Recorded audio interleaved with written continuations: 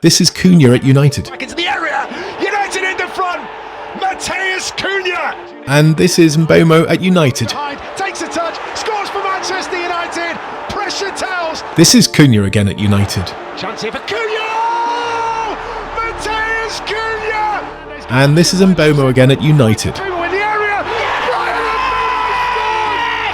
that is clinical. The Premier League has a serious problem. Manchester United's attack has just burst into life. And at the centre of it all are two shiny new stars, Matheus Cunha and Bryan Mbeumo. Though Mbeumo might just have the edge in shine. Reviving the team's lackluster attack felt like a monumental task. However, since they arrived last summer, few could have anticipated the game-changing impact the duo would have for United up front. So how are they transforming United's attack? And why are they, now more than ever since their moves to Old Trafford, becoming crucial to this United side? If there's one thing United's overhaul in attack revealed, it's that the club firmly believed their disastrous campaign last season stemmed from a lack of firepower. The new attacking potential was certainly there for all to see.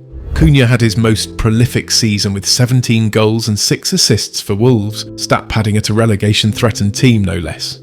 Mbeumo scored 20 Premier League goals for Brentford last season, a tally no United player has reached since Robin van Persie 12 years ago. However, scepticism still surrounded their hefty signings. After all, United's player recruitment in the post-Ferguson era has so often been criticised for being erratic and misguided, especially given the staggering £2 billion spent on transfer fees alone since 2013.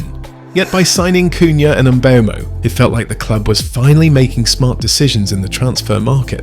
When you sign players like Cunha and Mbeumo, who come in and absolutely have no worries about what's previously been going in, they're happy to be there, they just want to play, and they're going to... It's a complete and utter breath of fresh air. Sure, some may downplay the duo as obvious buys, but it is the club's expectations of them that are crucial for assessing their true impact.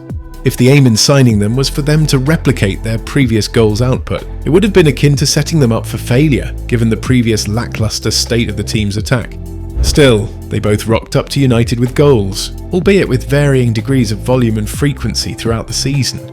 On one hand, Mbeumo found his scoring touch early in the season and emerged as the first success story of United's summer window. It's a clear picture of exactly what he wants, whether the finish near post or back post.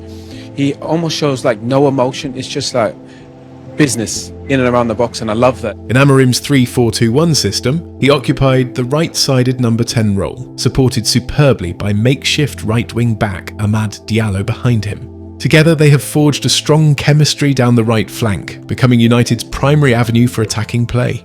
You only needed to look at United's form during AFCON from late December to early January to recognise Mbeumo's importance to the team. For Cunha, meanwhile, the weight of being an expensive signing and the pressure to replicate his prolific form at Wolves has been a noticeable burden, often showing in his reactions to missed chances.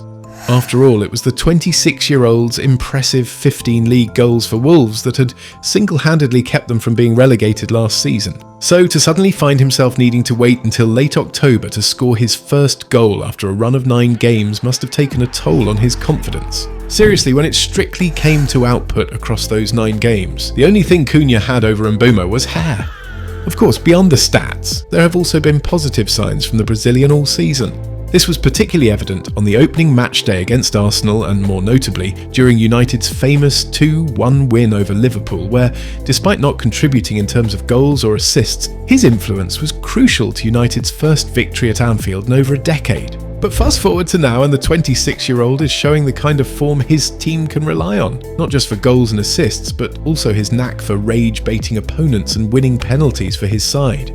However, while goals output was always secondary to what United expected from Cunha and Mbeumo, they have shown a far greater impact on their games than anyone could have anticipated.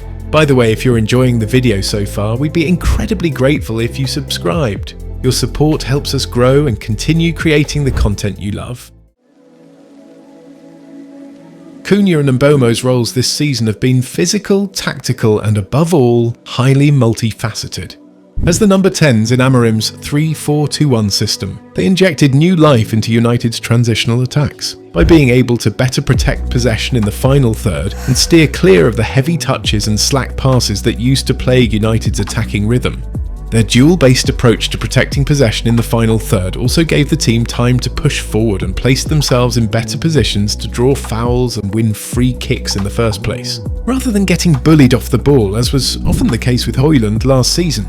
We have different players, more suit to this type of style, but it's a big difference. At the same time, their role in the out-of-possession structure significantly strengthened Amorim's side defensively, as they tucked in to form a 5-4-1 to shield the midfield double pivot, one that has been far too open to penetration in the past few seasons.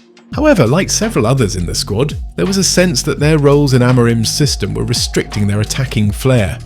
For Mbeumo, partnering with another similar wide threat in Ahmad limited the team's tactical variability as they both occupied similar zones, which consequently often left the Cameroonian marked out of games. But the constraints were even more pronounced for Cunha, as the lack of ball progression from United's left side meant that he often had to start his runs from his own half. This frequently led him to take the ball all the way to the opponent's 18-yard box, at which point he would sometimes suffer from tunnel vision, opting to shoot rather than seeking better passing options. Amorim initially granted Cunha the same freedom he enjoyed at Wolves, but the demands were entirely different. The Brazilian often tried to force plays and was wasteful with chances. One could even argue that Cunha was misprofiled. While Amorim wanted to use him as a playmaker, his most natural role, and the one in which he thrived at Wolves, was as a second striker. Like Mbeumo, Cunha is an opportunist, and it was perhaps this misalignment that contributed to his slow start. Indeed, while the pair may have been standout stars at their former clubs, they functioned as interdependent components under Amorim in a system designed for collective effort, not just in attack but also defence.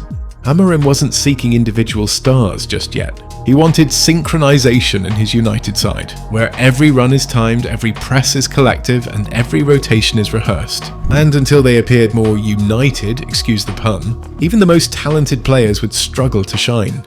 But with United reverting to a 4-2-3-1 under Carrick, Cunha and Mbeumo have truly been unleashed. Now less is demanded of them tactically, while they are also enjoying greater individual freedom to rely on their instincts, a footballing quality that simply cannot be coached.